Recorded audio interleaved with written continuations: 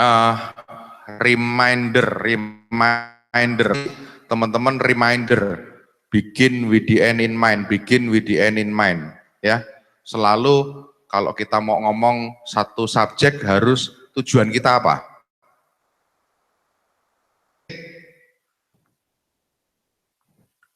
94 pemilik usaha libur kurang dari 4 minggu dalam setahun. Siapa yang alami ini? Jujur aja. 4 minggu, artinya 1 bulan. 1 bulan. Siapa? Alami ini?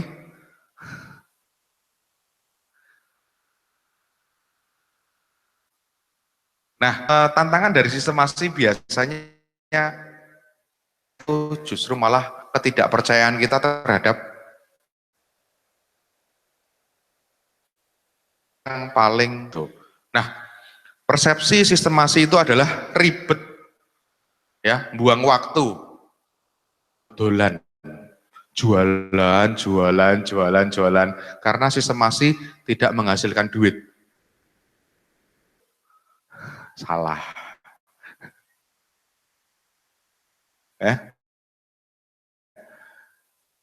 Nulis atau yang saya bilang semua,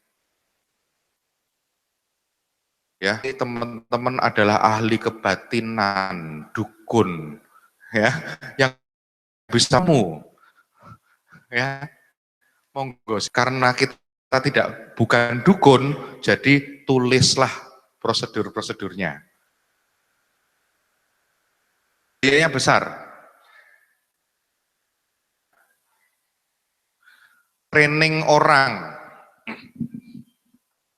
seputar training ya.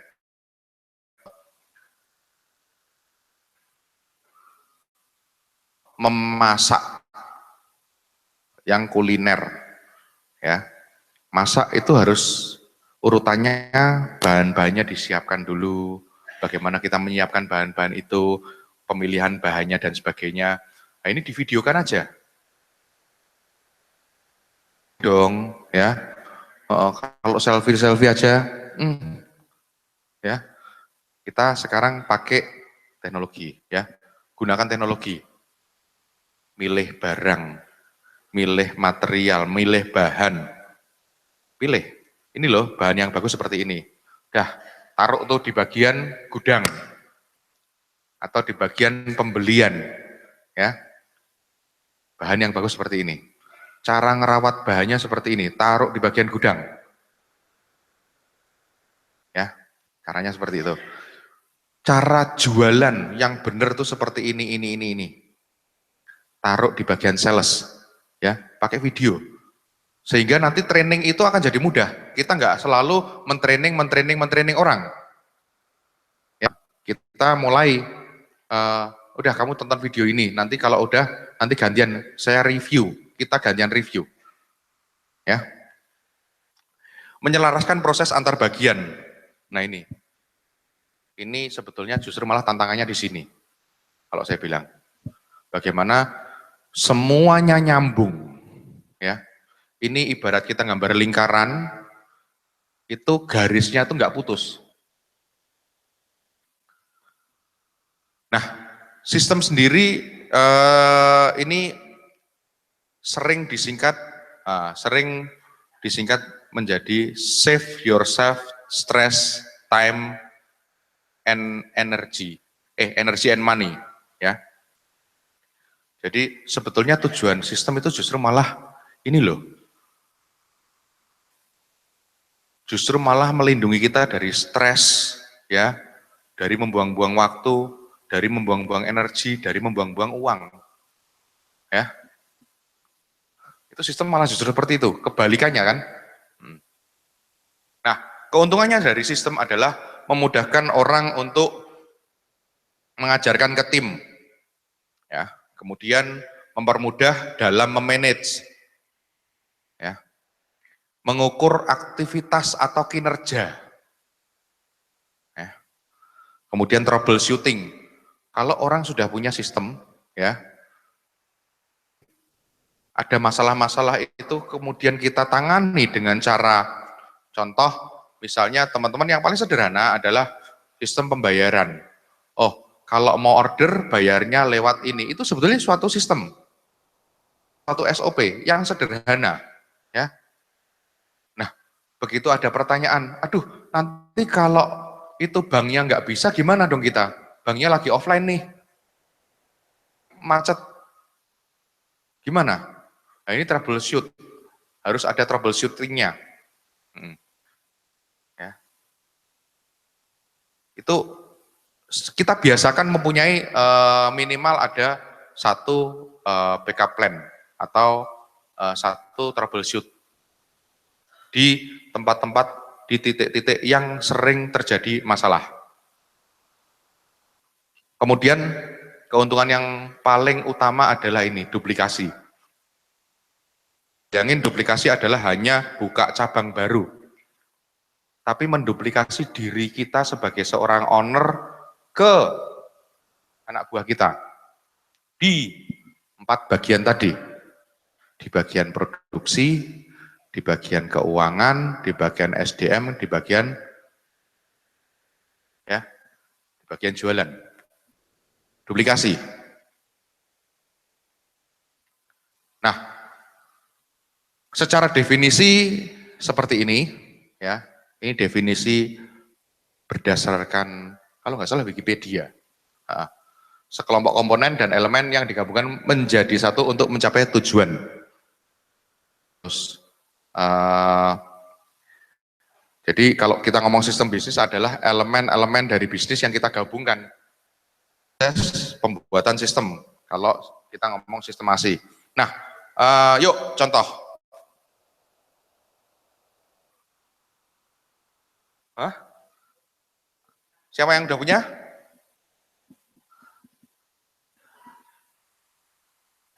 Apa?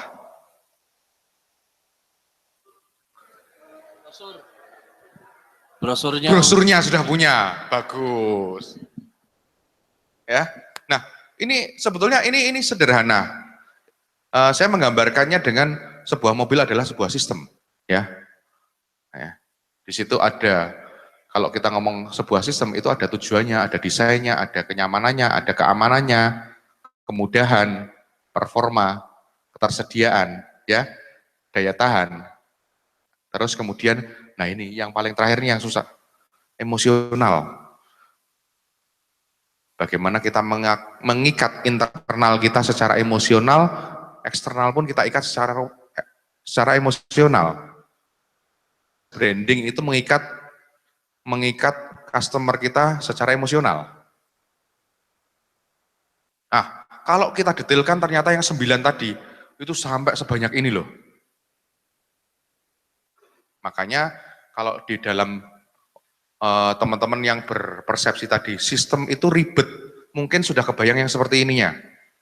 Padahal kalau saya bilang sistem itu teman-teman bisa buat secara bertahap menurut prioritas. Ya, menurut prioritas. 10 syarat sistem yang baik adalah yang pertama memberikan hasil yang konsisten. Jadi kalau kita punya sistem kok hasilnya belum konsisten, berarti sistemnya belum baik. Nah, ini sebetulnya jawaban saya buat tadi Mas yang di mana tadi ya? Di sana ya? Ini jawabannya.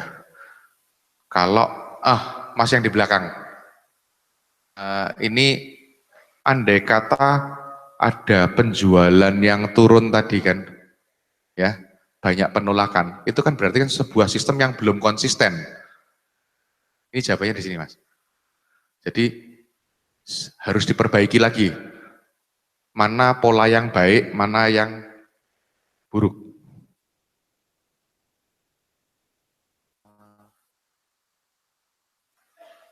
Salah.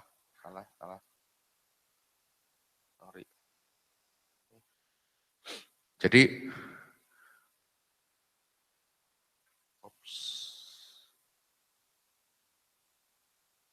ada pola gagal, ada pola sukses. Ya, fokuslah ke sini, ya, ambil pelajarannya di sini. Fokusnya ke pola sukses, tapi ngambil pelajarannya dari yang gagal. Ya. Yang kedua,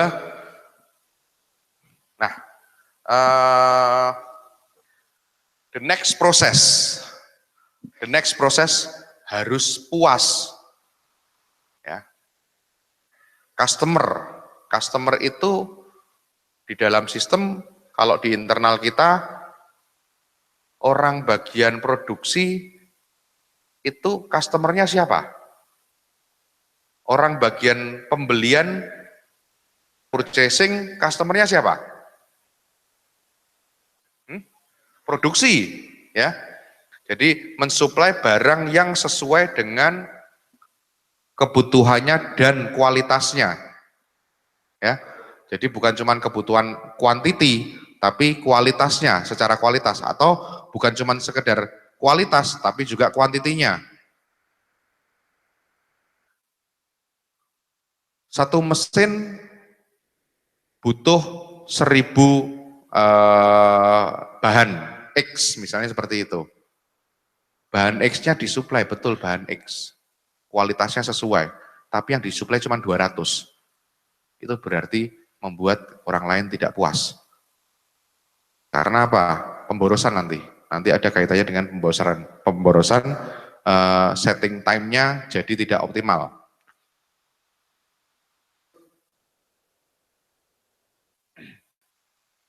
Memberi solusi dalam jangka menengah dan panjang, bukan jangka pendek. Kalau jangka pendek itu troubleshooting, itu kondisi darurat, ya. Terus efisien dan efektif untuk menutup kebocoran. Yang kelima, nanti berjalan secara otomatis, ya, tidak tergantung sama individu. Nah, ini jawaban tadi ke Mas yang di depan ya, kalau nggak salah ya. Ya, begitu kita masih tergantung terus sama satu sales, ini berarti sistem kita yang belum beres.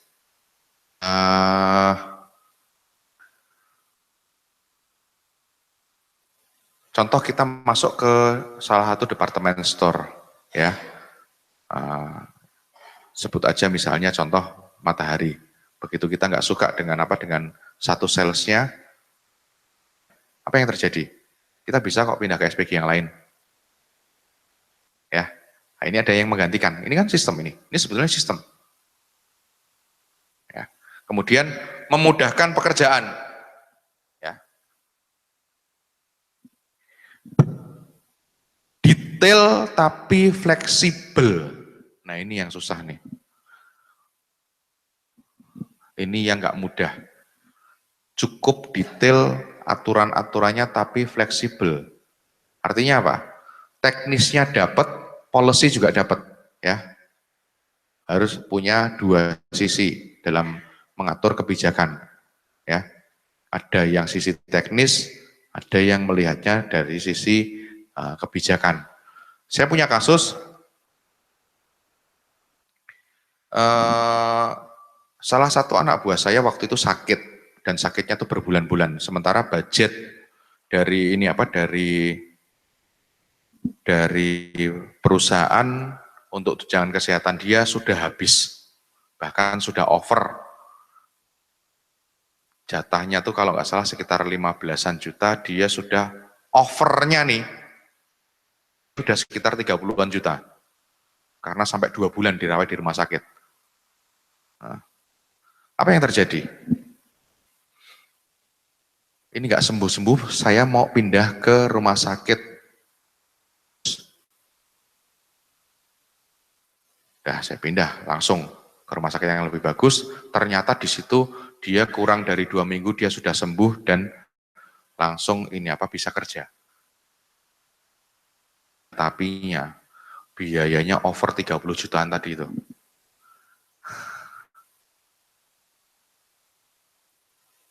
HRD sudah bilang, Pak, nggak bisa aturannya seperti ini. Ya. Apa yang saya lakukan waktu itu? Oke, Bapak punya aturan, oke, saya punya kebijakan, saya bilang gitu. Bapak punya aturan, saya punya kebijakan. Pak, buat orang purchasing, dulu saya kerja di bagian purchasing. Sendiri kan purchasing itu bagian apa? Basah. Kata orang seperti itu. Ya. Saya bilang ke GM-nya HRD, saya bilang, Pak, kalau Bapak tidak meloloskan dia dengan 30 juta, kecil. Bapak pengen dia korupsi, ya, atau dia tetap jadi orang yang jujur. Itu aja. Gak bisa Pak, aturan tetap aturan. Oke. Udah ya, aturan tetap aturan. Ini kan aturan. Dia di sisi apa? Saya naik ke atas, ke Vice President. Saya naik ke atas, ke VP langsung, Pak, boleh ada waktu saya minta ketemu sebentar? Oh boleh, boleh, boleh. Diterima, kemudian Pak ini ada kasus seperti ini. Saya ceritakan riwayatnya, dia orang yang jujur, dia anak buah saya yang bisa saya andalkan, dan dia sudah mengabdi di perusahaan ini selama sekian belas tahun. Sekian belas tahun. Kita purchasing, kalau kita nggak jujur, duit 30 juta itu kan iya. Nah, betul. Oke. Dania, aku paham maksudmu, sudah, aku yang bereskan. Ini di level policy. Ada aturan, ada policy. Ya.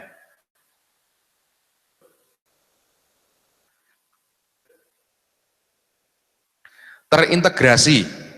Kata kuncinya terintegrasi. Jadi sistem itu tadi, garis lingkaran yang nyambung sih. Ya. Teman-teman melihat sebuah sistem itu, sebuah bisnis itu dari atas. Oh, seperti itu toh. Bumi itu datar atau bulat kan gitu kan.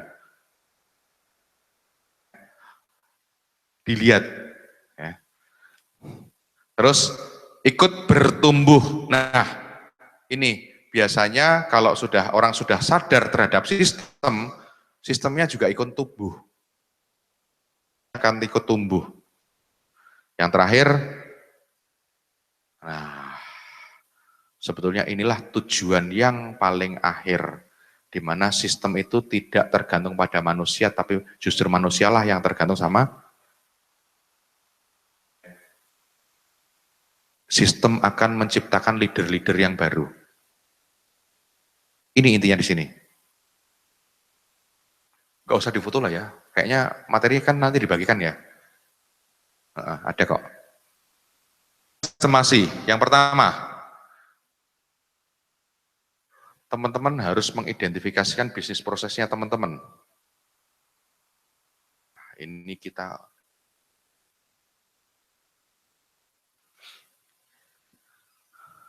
yang pertama, pertanyaan pertama, monggo silahkan dijawab di kertasnya masing-masing atau di catatannya masing-masing.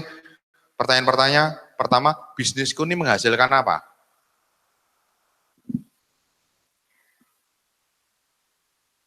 Pertanyaannya juga rada-rada aneh nih, mengcoaching 250 orang lebih. Belum pernah. Ini pertanyaan-pertanyaan coaching ini. Ya, Coach Farid. Ya. 86 ya Pak ya. Oke. Bisnisku menghasilkan apa? Yang kedua, bisnisku memproses apa? Ya. Dari apa menjadi apa? Yang ketiga, apa saja proses yang ada di dalam bisnisku? Ini pertanyaan-pertanyaan kunci yang teman-teman harus paham. kalau teman-teman mau tahu bisnis prosesnya teman-teman itu seperti apa, ini pertanyaan-pertanyaan kuncinya ini. Nah, yang terakhir adalah apa tujuan setiap proses tersebut?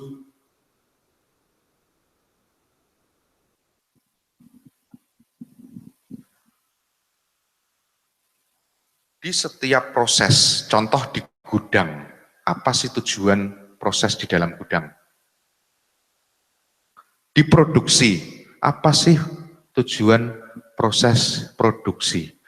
Di bagian keuangan, apa sih di bagian keuangan?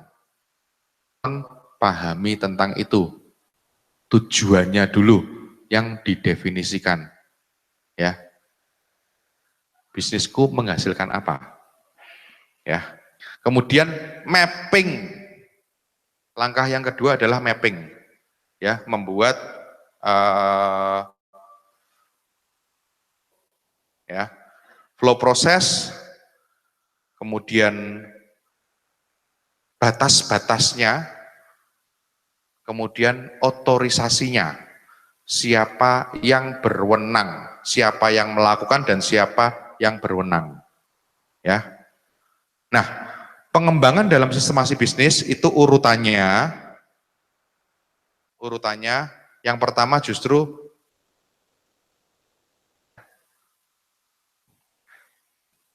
operationnya di sini. Jadi sebetulnya bisnis kita itu kan terpisah antara eksternal dan internal. Ya, saya mengutamakan teman-teman boleh pilih cara yang berbeda. Ini hanya contoh kasus. Saya mengutamakan karena bisnis saya jasa, saya mengutamakan ini eksternal dulu. Eksternalnya itu pun ada di operation dan di pemasaran. Mengutamakan bisnisnya di internal. Misalnya contoh dia jualannya jualan sistem. Ya. Itu risetnya justru malah harus lebih kuat. Kemudian inovasinya jauh lebih kuat. Nah, itu internalnya. Desain itu internal, ya.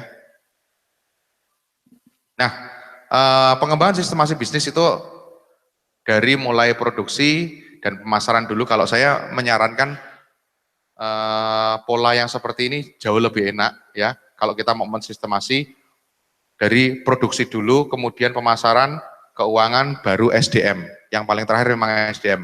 Kenapa SDM? Karena yang paling rumit.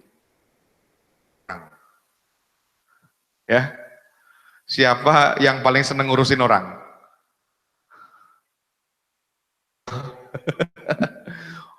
Ngurusin orang itu tidak mudah, ya, tidak mudah.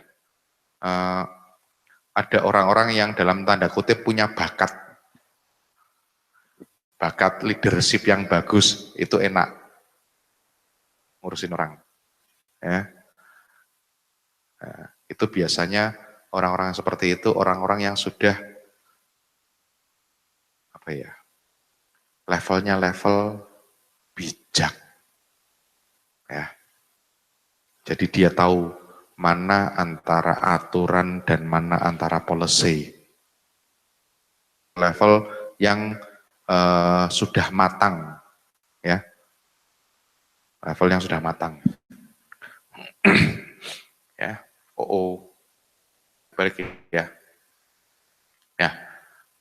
Yang pertama dari sini, kalau saya lebih senang membuat sistem adalah dari operation dulu. Standar kualitas kita itu seperti apa? Prosesnya seperti apa? Ya. Nah, buat SOP-nya seperti itu. Checklistnya juga di bagian produksi dulu yang dibenerin dulu. Nanti pemasarannya, ya, karena ini berkaitan dengan eksternal, berkaitan dengan customer kita. Ya. Kemudian baru saya akan beralih yang internal, beresin sisi internal. Sisi internal. Lanjut. Ups. Boleh mimpin sebentar? Yuk berdiri dulu yuk sebentar teman-teman. Ngantuk, ayo berdiri.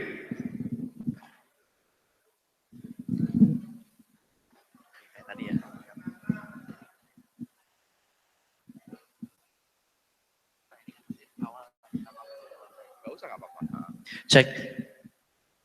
Pagi menjelang siang teman-teman.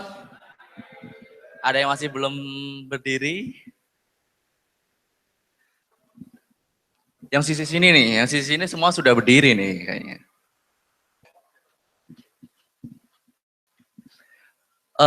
Yang belakang semua kelihatan ya, yang sisi sini ya. Jadi kita sebenarnya cuma mengulang huruf atau ya huruf abjad. Sebentar, oke, biar berimbang kiri kanan. Jadi ketika itu kan yang paling jelas tulisannya memang huruf ya, A, B, C, D, E sampai Z. Tetapi di bawah huruf itu ada keterangan sebenarnya. Teman-teman kalau nggak begitu kelihatan, paling nggak ada warna yang berbeda, oke? Itu maksudnya kiri. Kiri apanya? Tangan kiri kita yang kita angkat. Ketika B itu kan R, tangan kanan kita yang kita angkat. Dan C atau warna hijau itu artinya kedua-duanya kita angkat. Kita di sini, oke? Jadi ketika A, saya kasih instruksi sebut A, berarti teman-teman angkat tangan, B tangan kanan, dan seterusnya. Oke, sepakat? Sambil teriak ya, A, B bersamaan. Oke, saya kasih aba-aba. A. Ingat ya, jangan kebalik-balik. Saya menginstruksikan menghadap ke sana, fokuslah jangan ke saya tentunya. Kalau ke saya tentunya malah bingung. Yuk, A, B, C, udah beda-beda. D, E, F, G, H, I, J, K, L, M, N, O, V, W, X.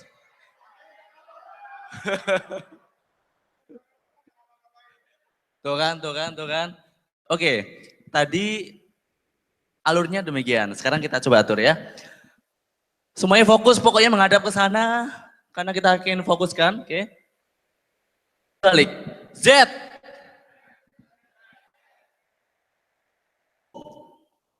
E. K. F. A. Oke, ngikutin ya. B. C. D. E. J. O. Y. X. Y. V. U. Oke ya, semua sudah agak fokus, sudah konsen. Perlu lanjutkan, Mas? Terima kasih teman-teman. Boleh duduk kembali, sorry.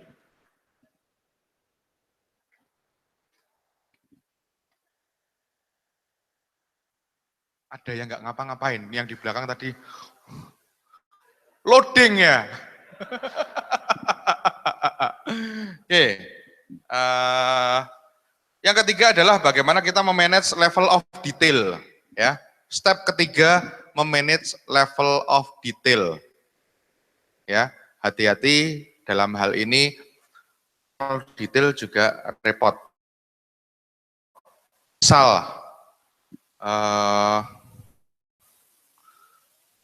proses memasaknya harus nanti sampai prosedurnya adalah sampai hasilnya berwarna seperti ini. Itu tidak mudah untuk mencapai warna tertentu.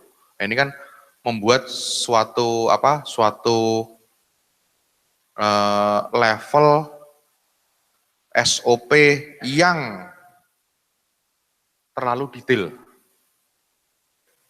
Ya. Satu, yang namanya cost-nya tinggi. Yang kedua, ngontrolnya susah.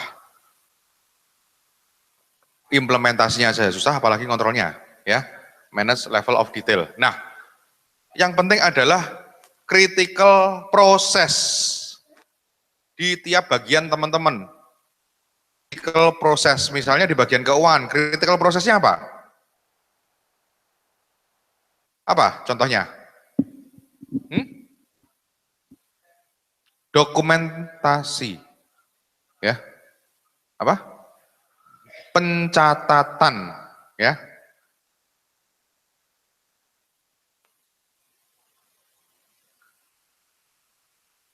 Atau dokumentasi.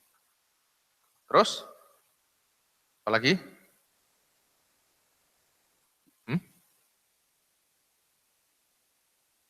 Contoh, kita masih contoh di paling gampang adalah keuangan. Yuk, apa? Hah? Critical process. Jadi yang itu berpotensi misalnya untuk kebocoran. Bocor. Ya, setoran duit, ya. Kayak tadi malam dicontohkan duit nginep, ya. Duit nginep maksimal hanya 1 malam, tidak boleh lebih dari itu. Itu contoh, ya. Proses, ya. Critical process. Terus yang nggak penting apa? Kan dibalik nih, kita berpikir ada sesuatu yang penting berarti ada yang kurang penting. Ya. Nah, yang kurang penting ini yang tidak perlu kita jadikan prosedur dulu. Nanti kalau itu sudah jadi biaya, baru kita jadikan prosedur. Yang kedua, potensi kerugian. Kita pikirkan tentang potensi kerugian. Ya. Kalau enggak saya jalani, ini kerugiannya besar.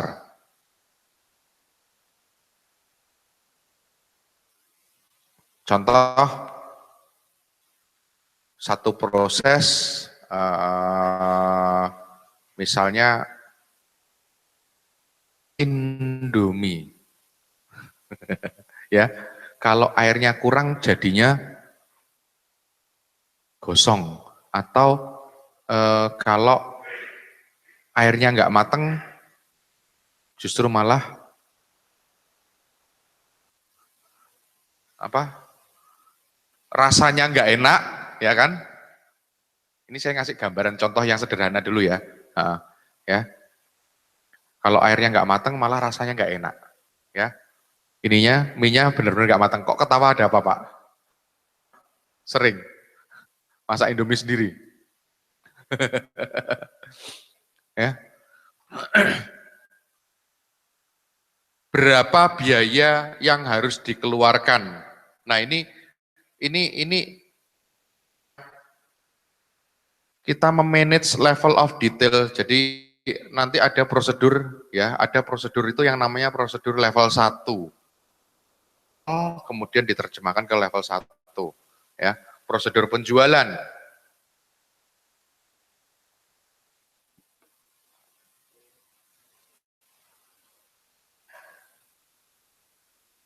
Misalnya siklus penjualan.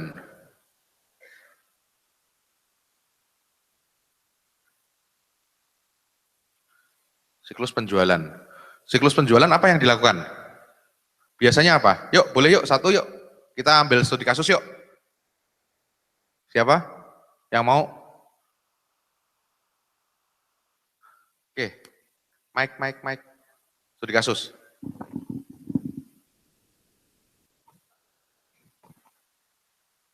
Siklus penjualannya tok, ya.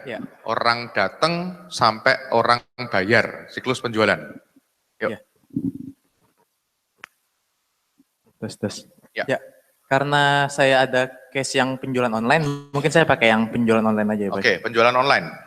Sip. Oke, case-nya sih pertama customer kontak ke customer service untuk ngecek harga dan stok. Ya. Terus customer payment. Terus kita kirim barangnya. Gimana? Sorry, saya tulis. Oke, customer cek ke customer service untuk stok dan harga. Oke, cek harga. Stok. Terus customer transfer. Terus? Oke, customer kasih data pribadinya, pengirimannya, alamat. Data pribadi. Oke, terus ya kita kirim sesuai dengan kesepakatan pakai ekspedisi apa. Nah, ini kan level 1. Yes. Ya. Kita masuk ke level of detail, yang level kedua, contoh, misalnya cek harga dan stok. Ini kan masih kita bisa detailkan lagi, ya. Nah, cek harga dan stok ini apakah kritikal? Berarti kita punya prosedur lagi, SOP-nya, ya. Ke siapa kita harus ngecek harga dan stok? Si CS itu, ya. Perlu dokumentasi enggak? Dokumentasinya apa? Ya, ini level of detail, teman-teman. Ya, dapat gambarannya? Jelas? Hah? Oke. Masuk ke kasus yang kedua, transfer. Ya. Bagaimana orang itu, ini kan ngomong metode pembayarannya. Ini adalah pembayaran. Harus dilakukan orang untuk bayar. Ya. Ini detail, ya. Oh, pembayarannya harus melalui bank A, B, C, dan seterusnya. Pembayaran hanya boleh dilakukan via atau bisa jadi pembayaran dilakukan cek atau giro. Buat teman-teman sebagian ada yang offline mungkin pakai cek atau giro. Lah, kalau pakai cek atau giro, apa prosedurnya? Ya, kalau ini online mudah, mungkin langsung transfer selesai. Tinggal mengirimkan bukti transfer, biasanya seperti itu. Dari pihak internal kita ngecek. Kalau pembayarannya itu offline, itu biasanya punya prosedur yang lebih panjang. Ya, paham ya? Level of detail ya. Paham nggak nih? Paham. Oke. Level sistemasi itu berdasarkan potensi kerugian, keuntungan, resources, biaya, dan waktu. Ya. Jadi ini yang jadi bahan pertimbangan, ya. Potensi kerugiannya itu berapa? Ya.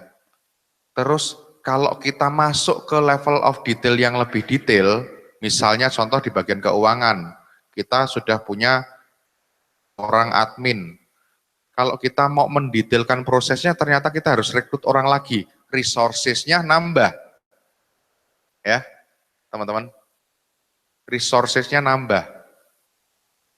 Nah, ini yang jadi pertimbangan. Tapi kita balikin lagi, kalau kita nggak nambah, sementara tidak ada yang mengerjakan, proses itu menghasilkan kerugian. Potensi kerugiannya. Ya, contoh, kalau saya harus rekrut karyawan, saya harus bayar 1,5 juta. Misalnya seperti itu. Sementara potensi kerugian saya, kalau ini tidak ada yang megang pekerjaan itu, potensi kerugian saya 10. Yang mana? Pilih yang rekrut atau pilih yang ini? Ya. Pertimbangan-pertimbangan di dalam kita di dalam level sistemasi. Perlu nggak ada orang yang ngecek sebagai QC? Kalau yang selama ini kita nggak ada yang ngecek, misalnya seperti itu secara konsisten. Karena produk itu kritis, misalnya seperti itu. Kalau perlu berarti saya harus membuat satu unit khusus nih, yang terdiri dari orang-orang QC, yang dia gajinya nggak murah nih. Misalnya orang QC gajinya misalnya 3 juta. Lihat potensi kerugiannya. Saya gaji 3 juta, oh ternyata produkku nggak senilai itu. Biasanya barang rejectnya cuman paling sebulan paling cuman 1 juta. Itu pun kita bisa retur ke supplier. Perlu rekrut? Nggak perlu, ya. Ini, teman-teman pahami tentang ini, ya. Jadi ada biayanya dan ada waktunya. Proses ini lebih lama atau enggak? Ya. Menunda enggak? Ya. Atau menunda sekian tapi dia bisa mulus di proses selanjutnya. Bisa terjadi seperti itu. Ya. Lanjut. Standarisasi, dokumentasi, dan pelaporan. Makanya ini materi-materi teknis. Semoga teman-teman nggak ngantuk ya. Standarisasi itu ditujukan untuk mengontrol outputnya. Yang kedua, menetasikan sesuai dengan yang telah disepakati, ya sesuai dengan yang telah disepakati. Terus yang ketiga, pelaporan atau report apa saja yang diperlukan. Ini ngomong dokumentasi, kita akan pasti masuk ke toolsnya. Saya langsung lompat ke toolsnya. Yuk. Enggak, maksud saya dokumentasi pasti akan berkaitan dengan tools. Jadi saya lanjutin dulu. Toolsnya adalah biasanya ada 4 tools, ya. Ada manual book atau SOP. Makanya kalau kita ngomong sistemasi SOP adalah sistem. Ya. SOP hanya salah satu tools dari sebuah sistem. Ya, masih ada tools yang lainnya. Tools yang lainnya apa? Ada checklist. Ya, oke, kita bahas satu persatu. Manual book SOP. SOP biasanya berisi tentang tahapan-tahapan untuk melakukan proses, menyelesaikan sebuah proses. Teman-teman tahu bungkus Indomie? Ya, biasanya ada apanya itu? Cara memasak, ya, itu adalah SOP yang sederhana, urutan proses, ya. Tahu Zana Najib? Ada cara apa kalau di belakang? Cara makannya. Apa yang pertama? Berdoa dulu, ayo. Oh, bener ya? Nah, ya, ini SOP gitu loh, ya. SOP. Terus yang nomor 2 apa? Ambil loh. Terus makan, ya. Ini SOP, ya. Makan Zana Najib kok tidak berdoa langsung makan, itu berarti salah. Ya. Langsung apalagi dari bungkusnya, nggak ngambil, itu juga salah, menyalahi aturan. Ya. Apa? Kenapa? Sorry, nggak dengar. Bayar. Oh, lah kalau itu kan urusan Allah biasanya cari gratisan. Ya. Yang kedua adalah checklist. Checklist adalah daftar-daftar pekerjaan. Contoh, untuk pengecekan biasanya checklist ini dilakukan untuk pengecekan. Yuk, teman-teman waktu mau ke sini, 5 hari di sini, persiapan teman-teman tuh apa aja? Packing baju, bajunya berapa banyak? Ya, jangan sampai set A, set B, set C, set D, ya, memalukan. Ya, pengusaha kok pakai set A, set B. Ya, cowok-cowok pada senyum-senyum, kayaknya sudah mulai kehabisan. 5 hari, Wok, ya. Kalau ibu-ibu saya nggak tahu karena saya nggak pernah jadi. Gimana kira-kira packingnya? Biasanya kalau ibu-ibu, kalau yang tipe-tipe penjual, ya, tipe-tipe penjual siapa? Mana? Mana kita? Ya, nah ini biasanya packingnya berantakan. Betul? Yang ketinggalan apa? Yang nggak bawa, yang lupa? Ada yang lupa? Hah? Sikat gigi? Ada? Yang lupa apa? Bedak? Kosmetik? Hah? Bukan, mesti ada yang lupa. Nah, mengantisipasi yang lupa adalah pakai checklist. Ya, ini. Selalu. Terus apa lagi yang lupa kita?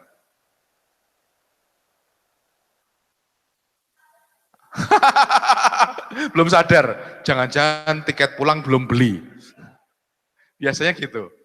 Ada aja. Orang-orang sanguin biasanya seperti itu. Orang-orang kalau dalam DISC influence biasanya seperti itu. Ya. Siapa lagi ya orang-orang influence ini? Apa ya? Muka-muka. Lung. Ya. Apa yang lupa? Hah? Yakin? Nggak ngaku kali ya? Oh, udah ada checklist.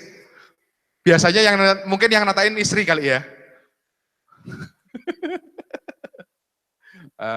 Siapa lagi ya? Ini checklist ini yang sederhana checklist adalah seperti itu, ya. Teman-teman pergi mau kemana gitu sudah punya checklist belum? Aja yang ketinggalan biasanya itu nggak ada checklistnya. Nah, di dalam usaha kita juga gitu. Bahkan kalau di perusahaan besar, tadi siapa yang mantan Astra tadi?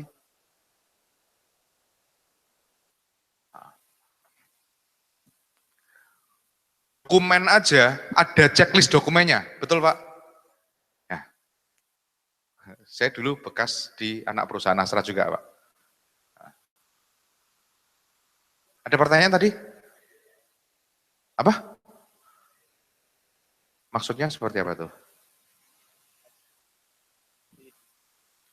Checklist itu seperti daily activity gitu, kayak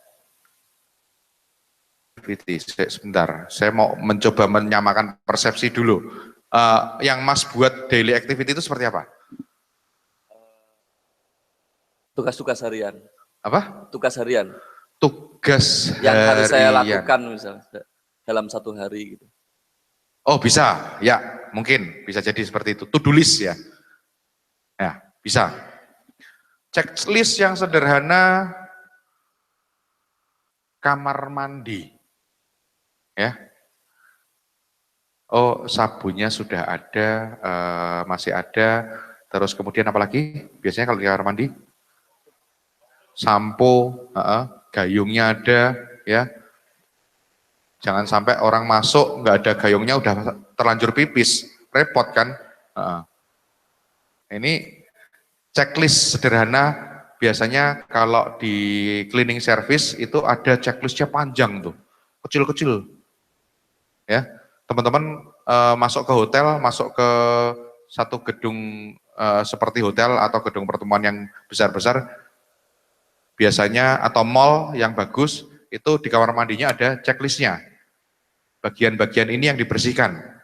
Ya, oke, dan dilaksanakan jam berapa aja, itu checklist. Quality product, checklist pakainya. Toolsnya biasanya pakainya checklist. Nah, oh ini, nah saya nggak tahu nih kalau Bu Dia, ada nggak checklist kekenyalan rotinya seperti apa?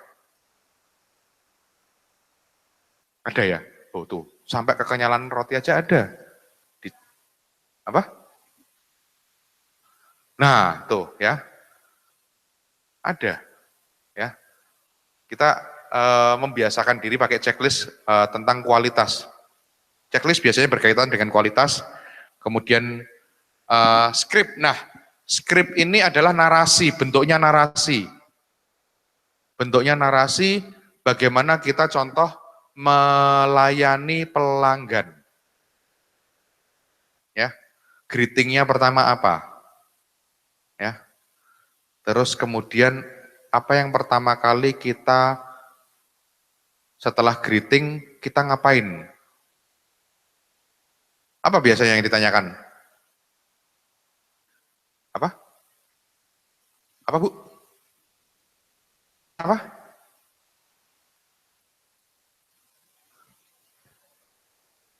Ada yang bisa dibantu? Oke, terus lanjut.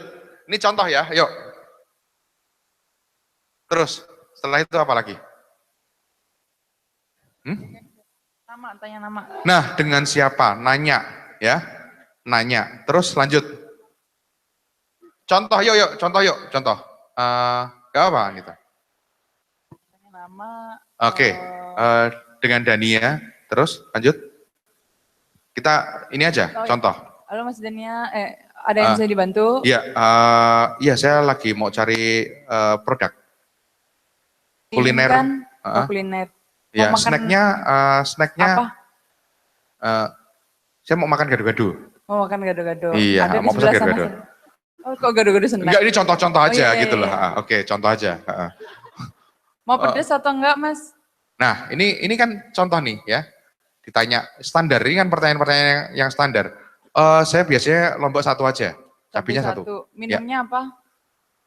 Minumnya es lemon tea. Es lemon tea satu. Oke.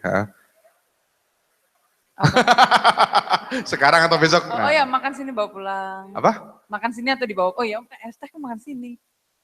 Enggak. Oh, ya. Mau bungkus kok saya kok. Makan bungkus. Nah, tuh kan persepsi kan.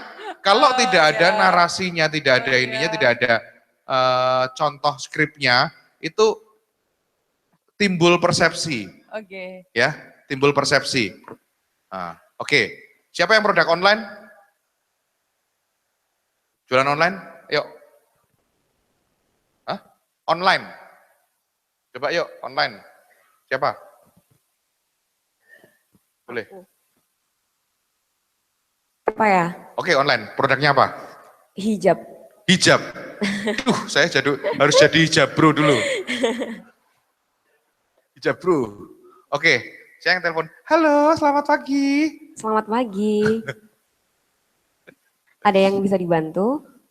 Iya. Ini, ada. dengan nama siapa ya kalau saya berbicara? Oke, saya dengan Dania. Ini telepon kan ya Bapak ya tiba-tiba ya? Telepon. Ini lagi telepon ya. Sebenarnya biasanya kami chat. Oh, chat. Iya. Sama aja lah. Anggap sama chat sama ini. Oh sama ya. Oke. Ya. Bapak sebelumnya sudah lihat katalog kami? Katalognya di mana ya? Oh ya, untuk ngecek katalog kami nanti bisa langsung ke Instagram ini nih apa ya? Atau ya. Bapak yang menginginkan Nggak punya produk Instagram apa? Saya. Ya, kalau gitu Bapak menginginkan produk apa? Jualannya apa, Mbak? Nah. Customer-nya rada ngeyel, biar ya, nggak apa ya. Ini kita ambil contoh yang sulit gitu loh ya, sekalian. Oke, yuk. Oh gitu ya Pak ya. Ya. Bapak belum punya Instagram, kalau boleh tahu Bapak mau cari produknya untuk siapa? Buat saya sendiri.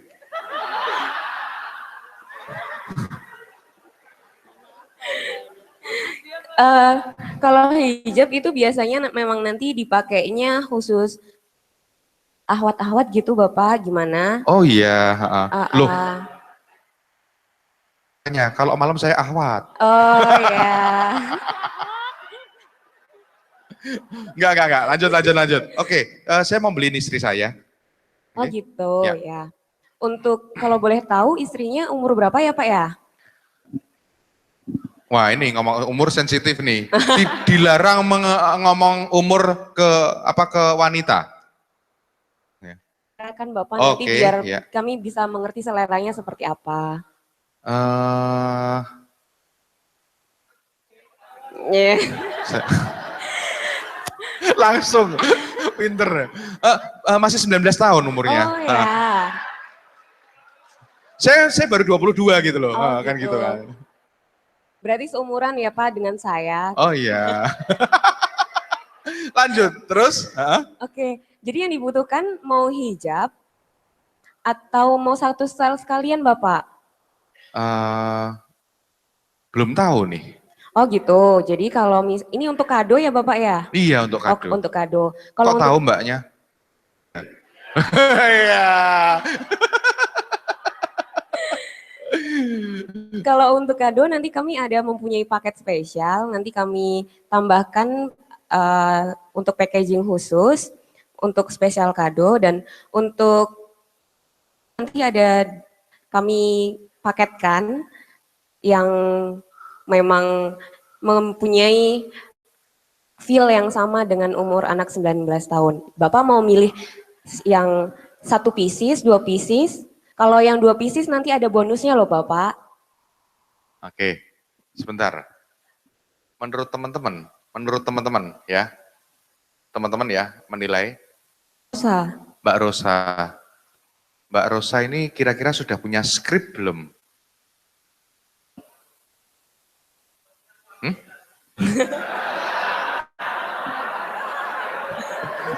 Bapak-bapak ini emang nakal-nakal ya. Hah? Atau mungkin Mbak Rosa mungkin sudah terlalu lama meninggalkan dunia sellingnya. Tapi sudah punya skrip belum sebetulnya? Sudah. Sudah punya skrip? Iya, tapi saya sebenarnya memang pakainya chat kan ya Pak. Kami kalau chat kan harusnya langsung urutannya nanti seperti apa. Tapi pun ada di kami untuk spesial kado kayak gitu. Karena banyak cowok-cowok yang minta kado untuk ceweknya kayak gitu. Ya. Mungkin yang terjadi adalah bukan berupa skrip, tapi berupa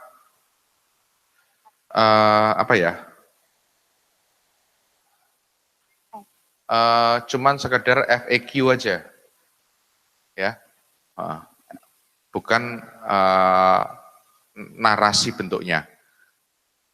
Hanya yang harus ditawarkan ini, stepnya ini. Soalnya kalau narasi biasanya sudah lancar langsung. Mbak gimana yang dilakukan? Bentuknya seperti apa? Jadi kalau misalnya nanti seharusnya sih ya Pak, kalau chat nanti yang ngechat kami itu kemungkinan berapa ya, 90% udah tahu produk kami kayak gitu. Terlebih dahulu tolong diisi ini ya. Ini kan pelanggan baru? Iya. Kalau ini new customer, nanti kami giring dulu ke Instagram kami dulu. Kalau nggak nanti ditanya produknya yang dicari apa. Nanti. Ya, ini kita studi kasus, nggak apa-apa.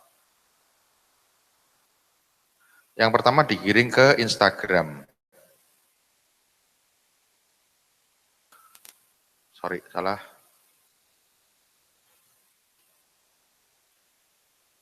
IG, Instagram. Iya. Ya. Itu tidak punya Instagram atau tidak tahu Instagram itu apa?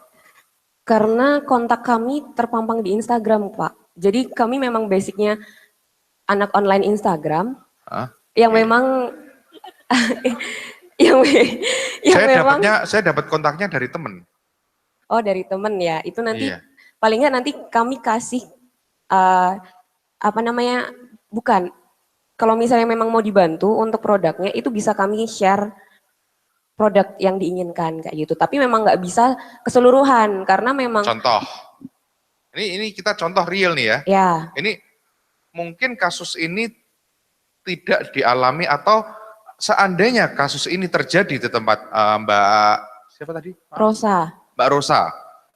Apa yang harus dilakukan? Yang pertama biasanya langsung digiring ke linknya dulu Pak, karena setiap orang nge-add kan kami ada linknya. Via telepon nih? Ya. Kalau via telepon apa yang harus dilakukan? Sebenarnya kami nggak pernah ngangkat telepon sih Pak. Oke.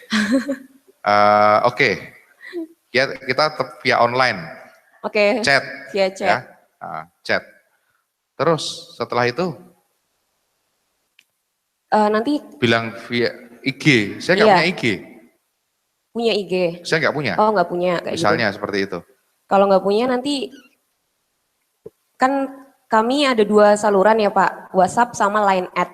Nah, Bapak mau ambil yang mana nih? Yang Line Ad atau yang WhatsApp? WhatsApp. Yang WhatsApp nanti berarti kami tanya dulu, berarti Bapak pengen produk apa? Lebih spesifik kayak gitu. Karena kami jualnya rok sama atasan. Nah, Bapak mau beli rok atau atasannya kayak gitu. Jangan bayangin saya pakai rok ya, teman-teman please ya. Terus lanjut. Setelah punya rok, milihnya rok, anggaplah kayak gitu ya Pak ya. Satu setel. Oh, satu style. Nah, ada produk yang memang kami memang pasang-pasangkan kayak gitu. Nah, Ya. untuk harga yang atasannya 95.000, untuk bawahannya 125.000. Kalau boleh tahu, tolong diisikan terlebih dahulu nama, alamat, nomor handphone, list orderan, dan apakah akan menggunakan JNE-REC maupun Yes kayak gitu. Oke, ya. Ini contoh. Oke, makasih Mbak Rosa. Ya, ini contoh teman-teman skrip. Kalau skripnya teman-teman di online, ya, khususnya yang online-nya via chatting. Lah, pertanyaannya, kalau secara bisnis apakah kita hanya bertahan via chatting aja? Ya. Oke. Itu gambaran skrip seperti itu, ya. Itu kalau pertanyaan saya yang barusan adalah pertanyaan teman-teman harus mikirin yang lebih besar lagi. Ya. Ya, karena apa ya? Perkembangan bisnis itu sangat-sangat dinamis. Ya. Orang itu kalau sudah fanatik terhadap satu merek, dia umurnya bertambah, dia juga masih tetap setia terhadap merek tersebut. Ya. Nah, lanjut. Nah, setelah skrip yang terakhir adalah form. Jadi toolsnya ada 4, teman-teman. Ya, toolsnya ada 4. Form itu digunakan untuk melacak, terutama form ini serah terima. Ya, contoh gudang masuk barang, itu ada formnya untuk serah terima barang. Kemudian gudang barang ini dikirimkan ke produksi, ada formnya lagi, ya. Nanti barang jadi diterima oleh gudang lagi, oh barang jadinya ini sekian banyak, dan sudah dicek oleh quality bagus, ya sekian banyak, ini butuh form lagi. Lah, apakah hanya diproduksi?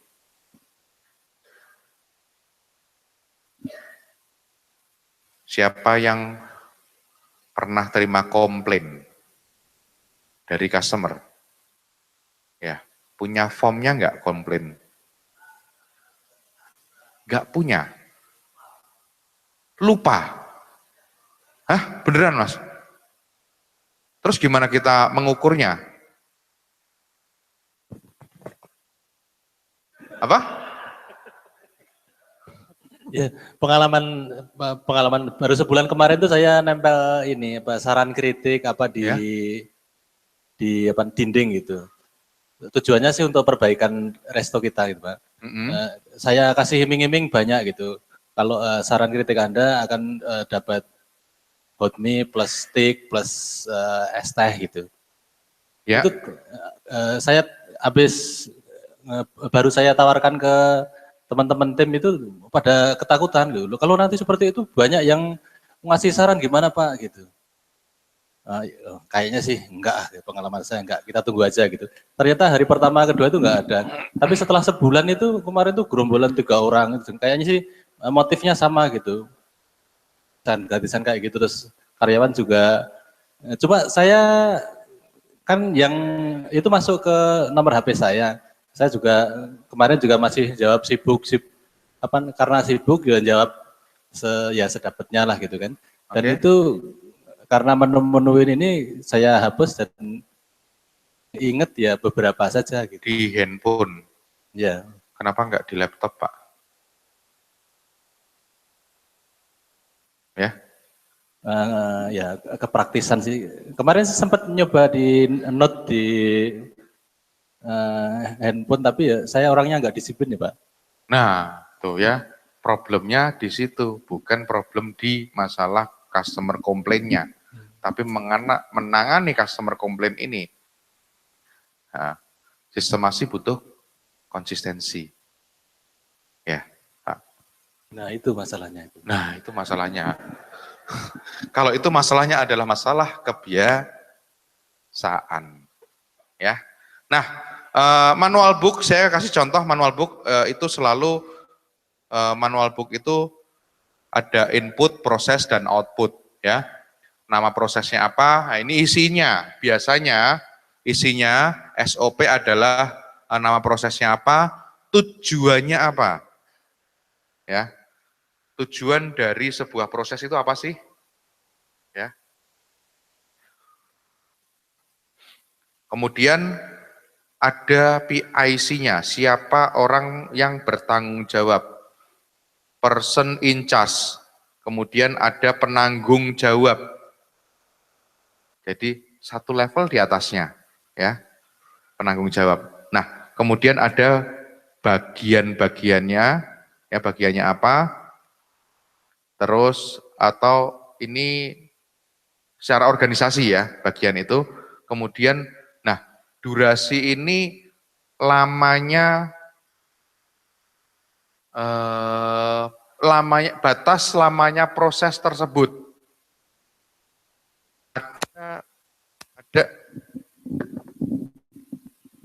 Ada proses contoh di dalam proses produksi ada yang sekian menit, ya. Ini adalah ada proses, ya. Sekian menit, mesin 2 sekian menit, mesin 3 sekian menit, misalnya seperti itu. Memproduksi roti untuk ngaduknya adonan di mixer sekian menit, kemudian di on menit dengan apa namanya suhu sekian derajat, gitu ya, Budia ya. Nah ini contoh ya.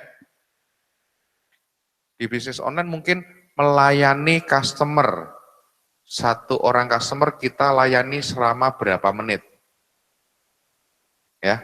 Kalau sudah itu akan jauh lebih mudah. Nah, bagaimana kita mengubah perilaku teman-teman, perilaku anak buah kita? Saya punya kasus, ya, teman-teman. Ada salah satu klien, dia anak buahnya itu kalau yang namanya laporan gudang repot, ya, harus diminta sekarang 2 hari lagi baru dapat laporannya. Terus apa lagi ya? Laporan stok ya, laporan stok, laporan penjualan, laporan pengiriman, selalu semuanya dadaan. Kalau diminta dadaan nggak bisa dan selalu mundur. Nah, ini mengubah perilaku anak buah kita. Yuk teman-teman sebagai pebisnis mengubah perilaku anak buah kita. Mau nggak saya kasih tipsnya? Mau. Tipsnya adalah saya minta si klien untuk mengumpulkan anak buahnya, kemudian anak buahnya ini, timnya ini, saya minta mereka merapikan kamarnya. Suruh foto sebelum dan sesudah seminggu minimal 2 kali.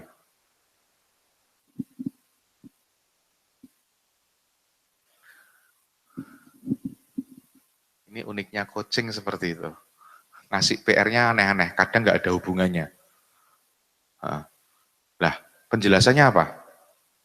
Penjelasannya adalah kalau dia disiplin, mejanya bersih, ya, rapi, belum tentu dia orang yang disiplin di rumah. Jadi dia di sini rapinya karena terpaksa. Tapi begitu dia rapi di rumah, di kerjaan pasti rapi. Ini mengubah kebiasaan. Nah, minta dia melakukan itu selama minimal 10 minggu.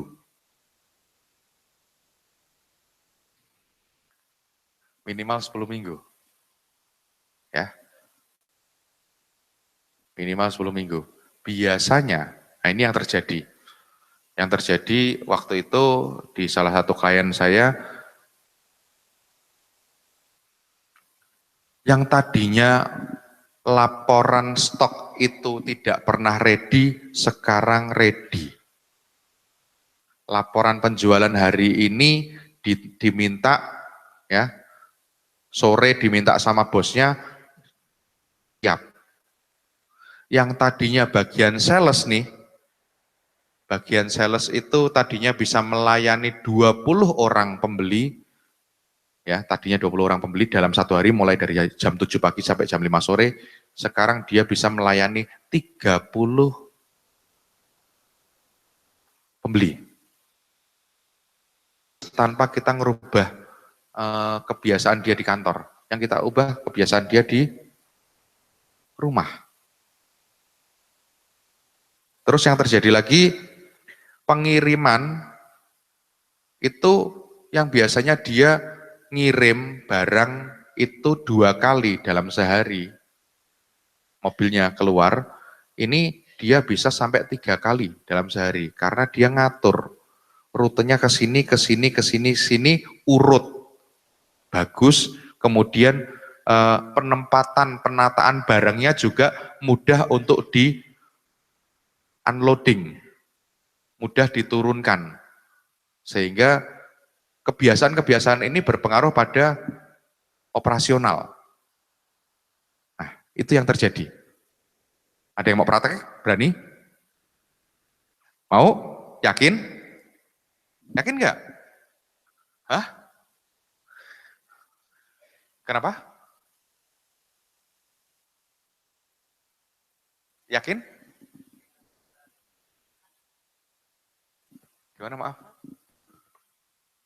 Kalau saya kasih simulasi seperti ini, mereka iya, tapi seperti buntut tikus, cuma 1-2 hari ngejalanin, terus besok-besok mereka nggak ngejalanin. Loh, lah itu kan tergantung kitanya, Ibu. Nah, foto itu dikirimkan ke masing-masing atasannya. Itu konsisten. Misalnya ada 3 bagian. Jadi masing-masing kepala bagian ini punya anak buah. Anak buah ini ngirim ke kepala bagiannya. Kepala bagiannya jangan didiemin, kepala bagiannya ngirim ke ibu. Misalnya seperti itu. Ada stimulusnya nggak Pak? Kalau misalnya ada reward atau panis, mereka baru bergerak. Enggak perlu. Tidak perlu. Nah, itu nanti tinggal dicatat aja sebagai attitude nanti laporan. Nanti itu kaitannya dengan KPI, ya, atau kaitannya dengan penilaian kinerja dia di akhir tahun. Ini loh, kamu tak kasih tugas seperti ini, kamu tidak melaksanakan, ya, selama 10 minggu yang kamu laksanakan hanya 2 minggu. Misalnya seperti itu. Ya. Nah, kenaikan gaji dia nggak besar. Nah, kalau kita membiasakan tim kita hanya dengan iming-iming terus, iming-imingnya tercapai, ibaratnya gini loh, nafsu itu kalau sudah terpuaskan, dia udah selesai, Bu. Ya, tapi kalau yang kita kasih adalah sesuatu reward yang lebih jangka panjang, konsisten. Gitu, Ibu. Ya. Lanjut, ada dokumen, kemudian uraian dari prosesnya, nanti saya kasih contoh sedikit, ya. Kemudian gambar teknis, foto atau video. Ya. Nah, checklist biasanya bentuknya hanya seperti ini aja, ya. Judul, tujuan atau peruntukannya, kemudian checklist itemnya apa aja. Ya. Orang mau pergi, yang perlu dibawa ini, nah itu checklist. Ya, kalau kita mau misalnya ada yang IO siapa IO? Nggak ada yang usahanya IO. Nah, IO biasanya punya checklist tuh. Ya, peralatan yang mau dibawa apa aja? Ya Pak Roy. Hah? Ya, itu contoh ya checklist. Nah, tipsnya adalah checklist ini dibuat singkat tapi jelas. Dan kemudian dibuat berdasarkan prioritas. Buatnya brainstorming dulu, habis itu dibuat berdasarkan prioritas. Ya, diurutkan. Terus checklist ini bisa menjadi pengganti SOP yang sederhana. Tadi contohnya membersihkan kamar mandi. Kita nggak perlu bersihin kamar mandi itu harus seperti ini urutannya. Tapi aku mau kamar mandi ini, toilet ini kebersihannya adalah, checklistnya adalah ini. Ya, bisa menggantikan tapi untuk proses yang sederhana. Oke, nah script penjualan, kemudian negosiasi. Nah ini negosiasi untuk, biasanya negosiasi ke supplier, contohnya seperti itu. Kita punya standar. Nah, kalau saya dulu negosiasi ke supplier, paling enak, menyenangkan deh pokoknya. Senang banget kalau suruh negosiasi ke supplier, tanpa harus menekan orang. Ya, tanpa harus menekan orang, kita injek, jangan ditekan.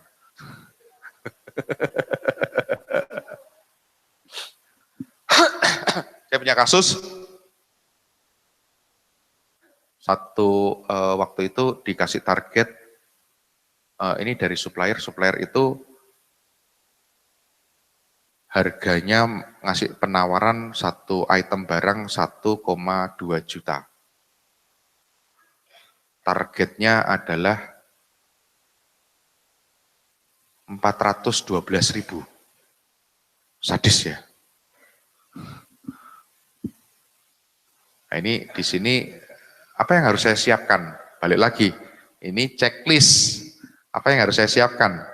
Oh, saya harus menyiapkan data, ya.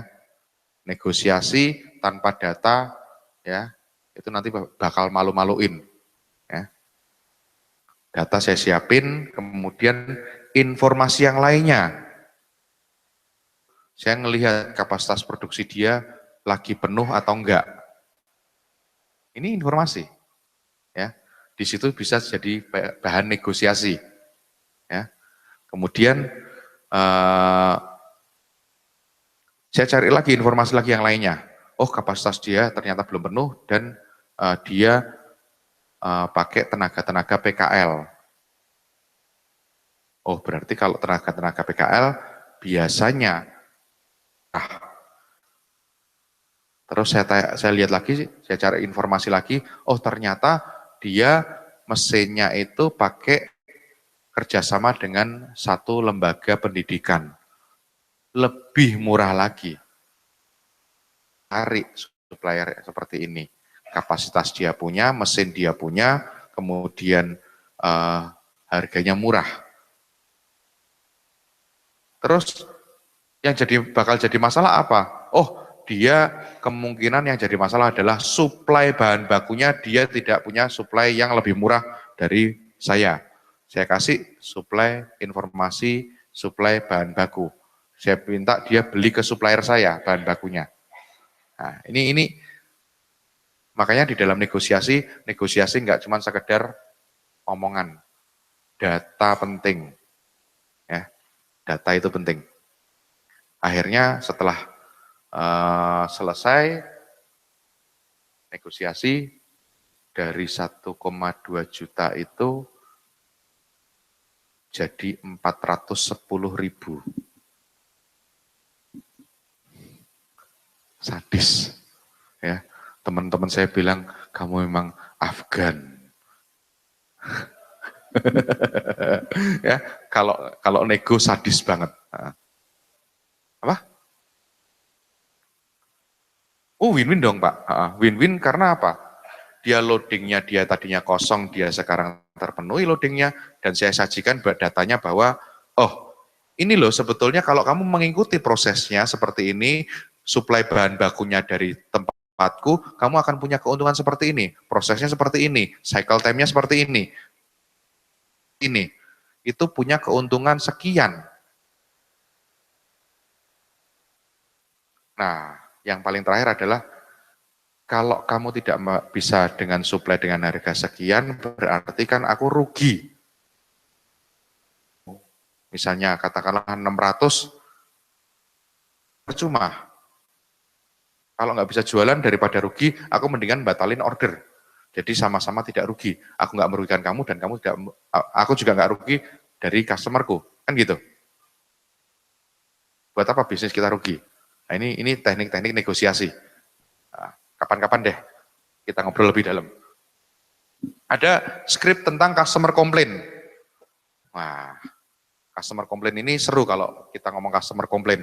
Harus orang yang super sabar. Ya. Terus skrip tentang upselling. Kemudian penjelasan produk juga ada. Ya. Nah, yang paling umum adalah FAQ, itu umum. Ya. Masih banyak skrip-skrip yang lain. Form itu teman-teman harus punya, form itu ada data informasinya. Ya. Contoh misalnya ada satu proses yang sudah tidak efisien. Itu ada formnya. Ada satu mesin yang ternyata breakdown lebih cepat dari yang diperkirakan. Itu ada formnya.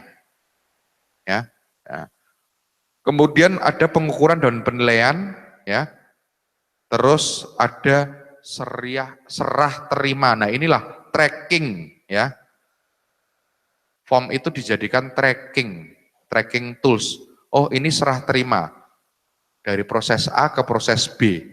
Serah terima. Lah, serah terima ini harus ada formnya supaya ketahuan. Oh, ini barang ini rusaknya di sini, di proses ini, sehingga kita bisa evaluasi proses ini apa yang nggak beres ya.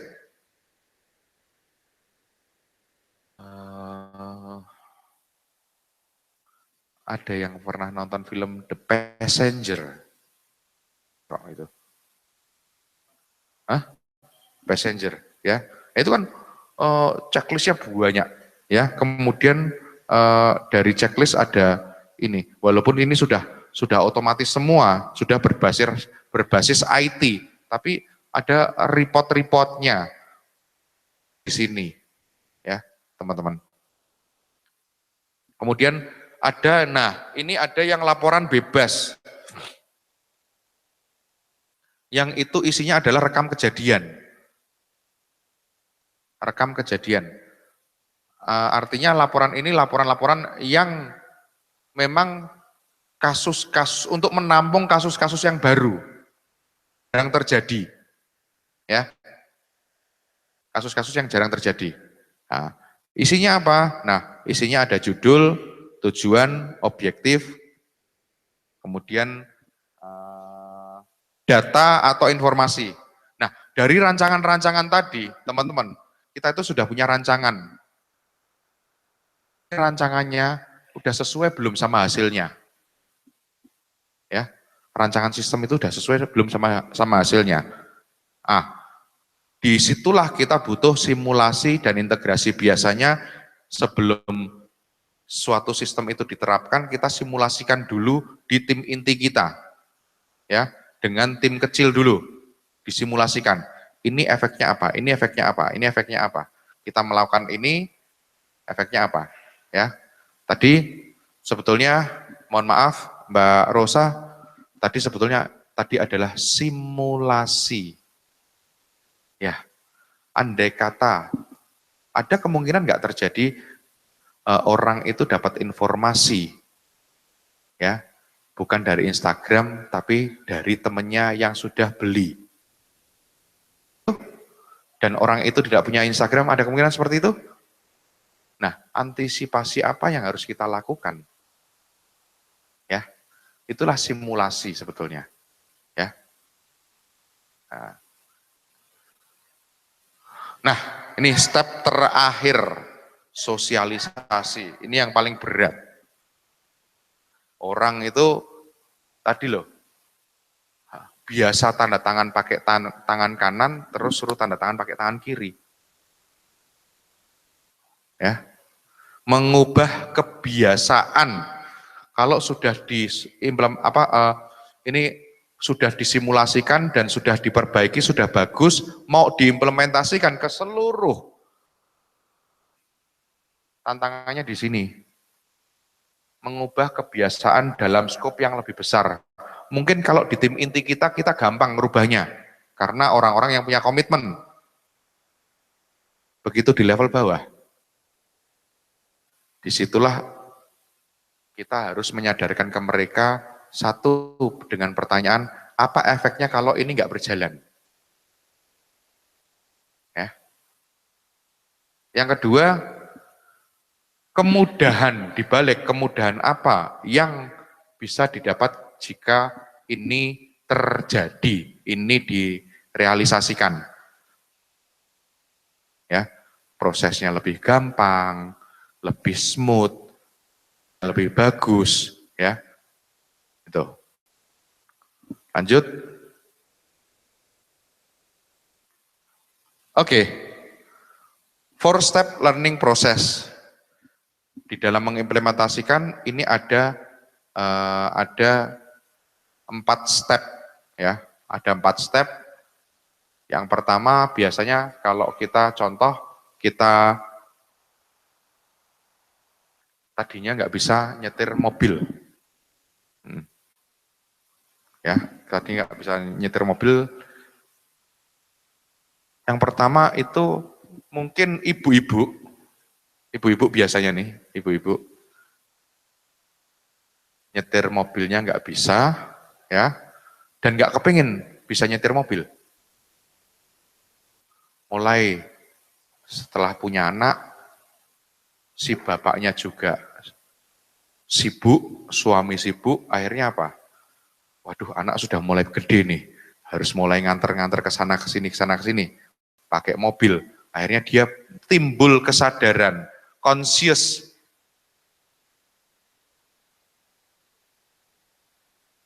Kesadaran, conscious dulu, tapi masih inkompeten. Belajar, inkompeten kan? Belajar, minta ajari.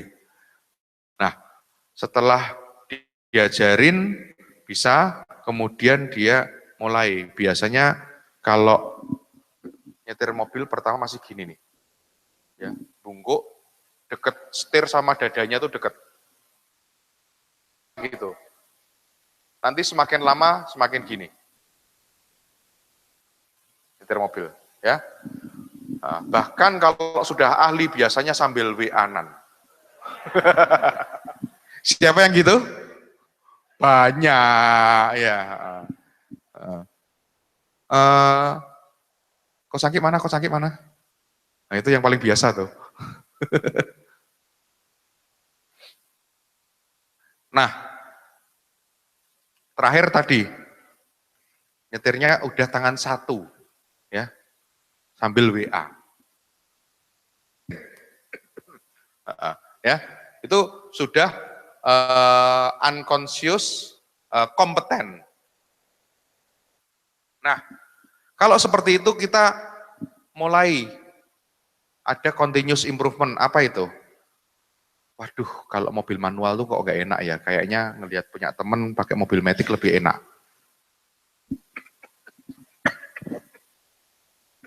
Akhirnya belajarlah pakai mobil matic. Pakai mobil matic, ya. Di sini dia balik ke proses awal lagi, ya. Tadinya pakai mobil matic, jegluk, gak enak, ya. Belajar lagi, ya. Semuanya akan berulang seperti ini terus.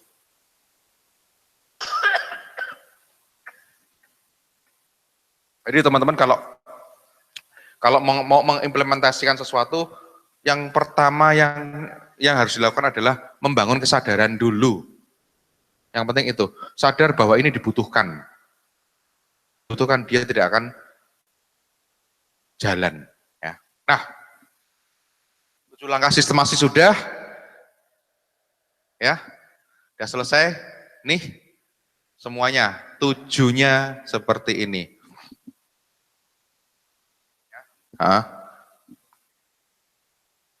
Sorry, ini bukan, ini sorry, ini saya lewati. Nah, udah. Ya, jadi sistem yang bagus tidak dikendalikan oleh manusia, tapi dia justru malah balikan manusia dan melahirkan, nah ini, melahirkan, menciptakan leader-leader yang baru. Oke, waktunya habis. Materinya sudah selesai. Langsung istirahat sore. Istirahat? Iya, ini sudah jam setengah 12. Oh iya, oke. Oke, terima kasih teman-teman.